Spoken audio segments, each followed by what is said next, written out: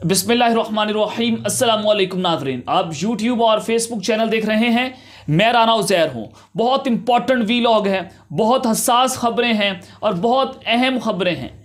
मैं आप सबसे दरख्वास्त करूँगा कि आपने इस वीडियो को आखिर तक ज़रूर देखना है। मेरी रिक्वेस्ट होगी आपसे, मैंने कभी ये रिक्वेस्ट नहीं की, लेकिन आज आपसे मेरी दिली तौर पर रिक्वेस्ट है। और हो सके इस वीडियो को लाजमी तौर पर सेव कर लें, क्योंकि हो सकता है कि ये वीडियो डिलीट करवा दी जाए। कुछ ब्रेकिंग न्यूज़ लेकर आपकी खिदमत में हाजिर हुआ हूँ। सबसे पहले जो बहुत बड़ी खबर है वो ये है कि आज army chief general Qamar Javed Bajwa साहब से इस्तीफ़ा डिमांड कर लिया गया है। जी हाँ, आर्मी चीफ साहब से इस्तीफ़ा डिमांड कर लिया गया है और आर्मी अफसरान में बड़ी बगावत फूट पड़ी है।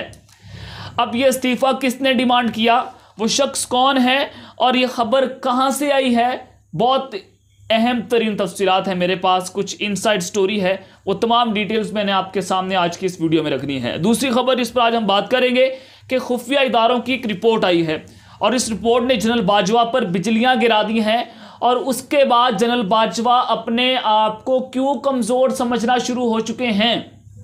अब वो रिपोर्ट क्या है, उस रिपोर्ट में क्या कुछ लिखा है और उस सबके बाद नाज़रीन इकराम जनरल बाजवा क्यों अपने आप को कमज़ोर समझ रहे हैं, ये खबरें भी मेरे पास मौजूद हैं। ये भी डिटेल्स आपके सामने रखूंगा। और इस वक्त नाज़रीन इकराम इमरान खान के बारे में मुख्तलिफ हल्के क्या सोच रहे हैं। क्या इमरान खान को लेकर जनरल बाजवा बहुत ज़्यादा कमज़ोर होते चले जा रहे हैं?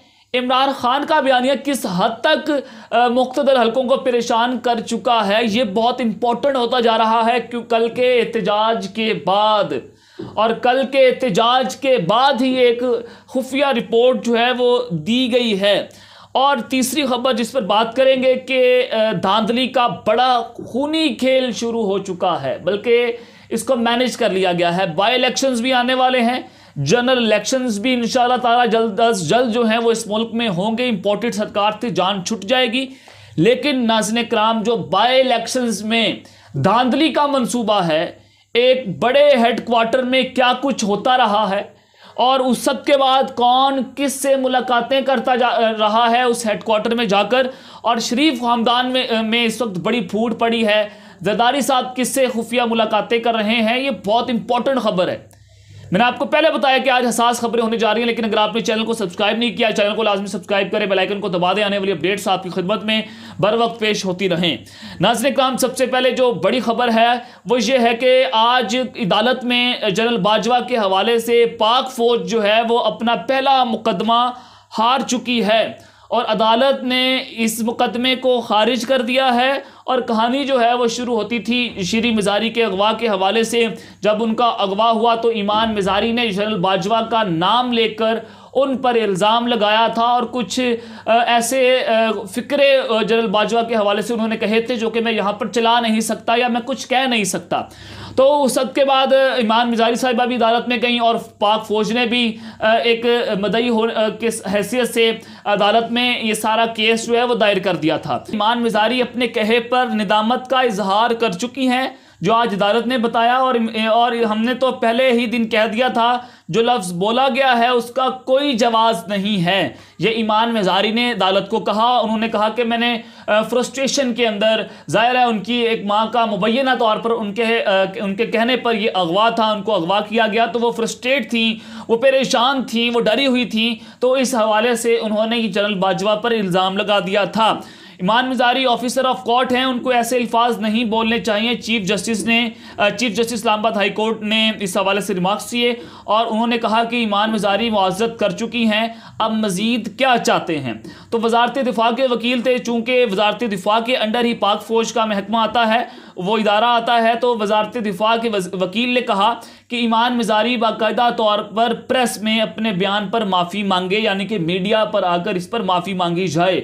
और फिर चीफ जस्टिस ने कहा कि वो इस अदालत के सामने अपने बयान पर माज़रत का इजहार कर चुकी हैं, तो मीडिया पर आने का क्या तुक है।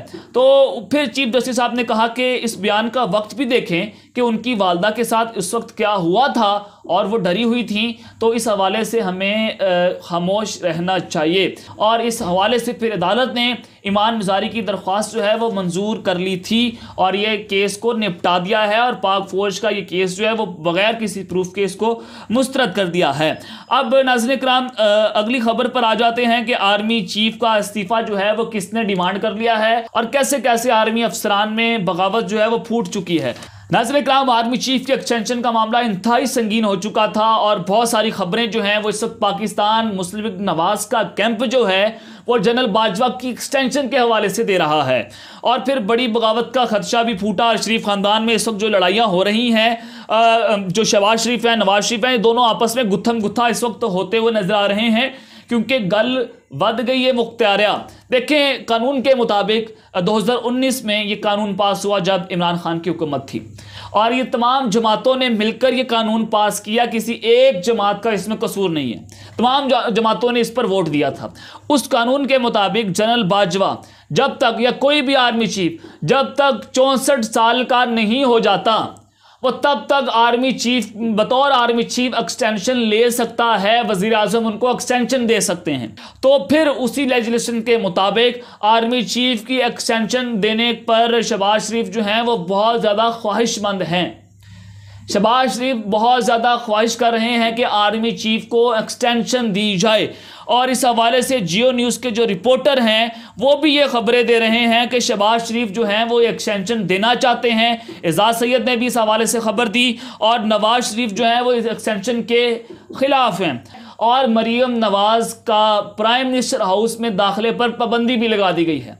उनका जो वहाँ पर असुर रसूख था उसको ख़त्म किया गया। जो वो मीडिया मैनेज करने के हवाले से धमकियाँ देती थी PID को, उस हवाले से भी मरीम नवाज को दीवार से लगाया गया। तो इस सारी सूरत हाल के पेश नज़र फिर नवाज शरीफ जो है वो मैदान में आते हैं और नवाज शरीफ ने कुछ अपने सहाफ़ियों को लॉन्च कर दिया। नवाज कैंप के सहाफ़ियों ने ये इल्ज़ाम लगाया है शहबाज शरीफ के ऊपर।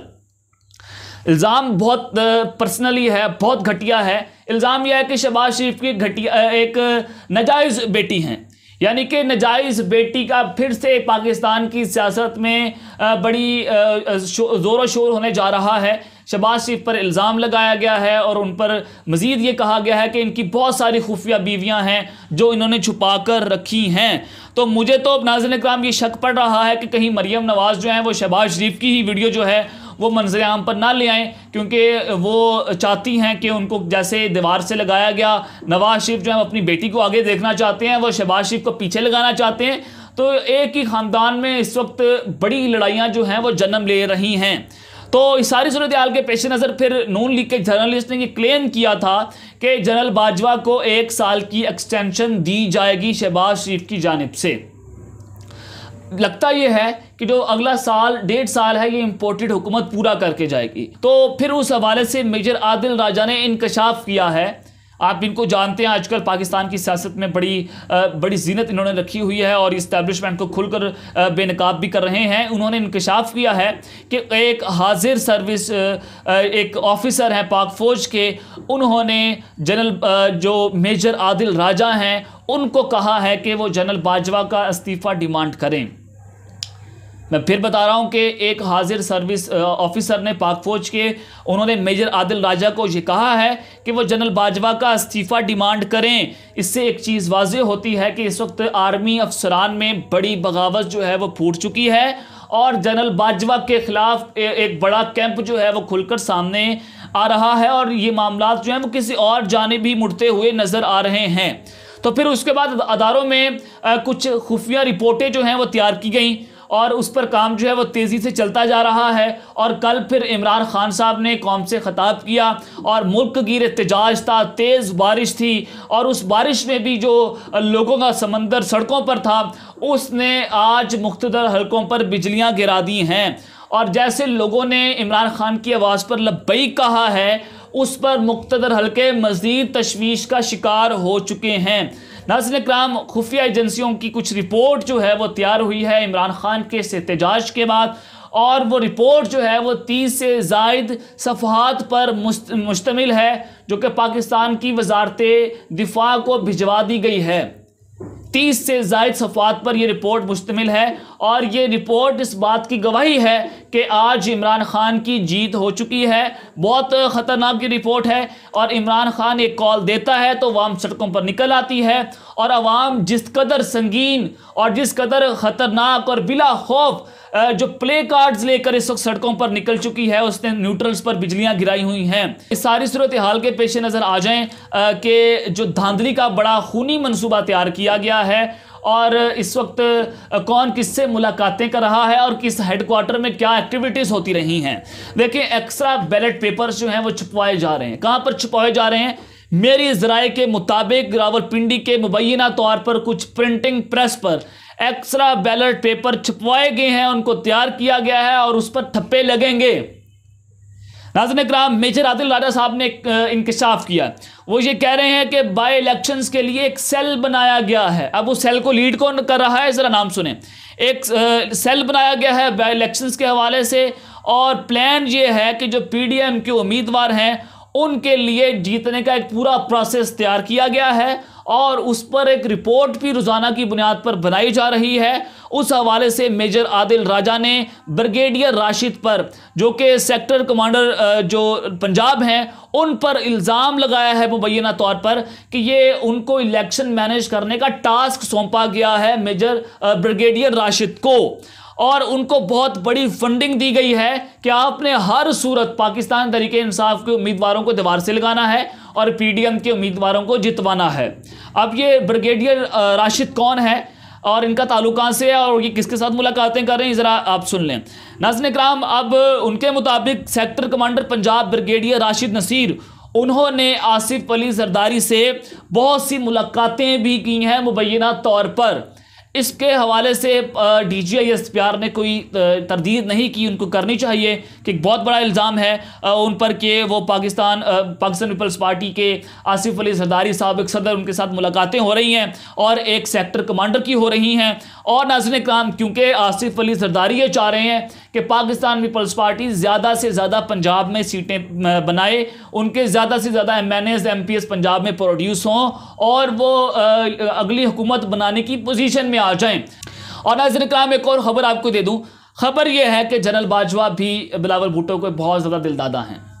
ये खबर आ रही है, मिलिट्री ज़राए ये बता रहे हैं कि जनरल बाजवा उनके बहुत ज़्यादा दिलदादे हैं बिलावल भुट्टो के, उनको बहुत सारी मुराद हैं, वो डायरेक्ट जनरल साहब को फ़ोन कर सकते हैं। तो नाज़रीन इकराम, अब जो खबर है कि मेजर आदिल राजा के मुताबिक एक रिपोर्ट तैयार हुई है कि पाकिस्तान तहरीक इंसाफ और इमरान खान इस वक्त हैरान कुन हद तक, ख़तरनाक हद तक पाकिस्तान में पॉपुलर हो चुके हैं।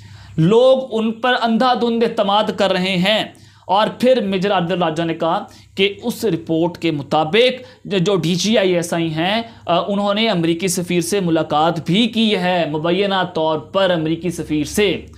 अब जनरल बाजवा जो हैं वो अपने आप को कमज़ोर समझ रहे हैं। मेजर आदिल राजा ने कहा कि उनके ज़राए ये कन्फर्म कर रहे हैं कि जनरल बाजवा इस वक्त अपने आप को कमज़ोर समझ रहे हैं और उन्होंने अमेरिका से मदद मांगी है और इसराइल के हवाले से भी डील करने की यकीन दहानी करवाई है। शहबाज शरीफ भी अमेरिका से मदद मांग रहे हैं। ये खबर जो है वो किसी से ढकी छुपी नहीं है। तो ये है तफसीलात जो कि आपके सामने रखी हैं। अब तक के लिए इतना ही। अपना ख्याल रखिएगा। इस चैनल का भी आपने लाजमी ख्याल रखना है। अल्लाह निगहबान। पाकिस्तान जिंदाबाद।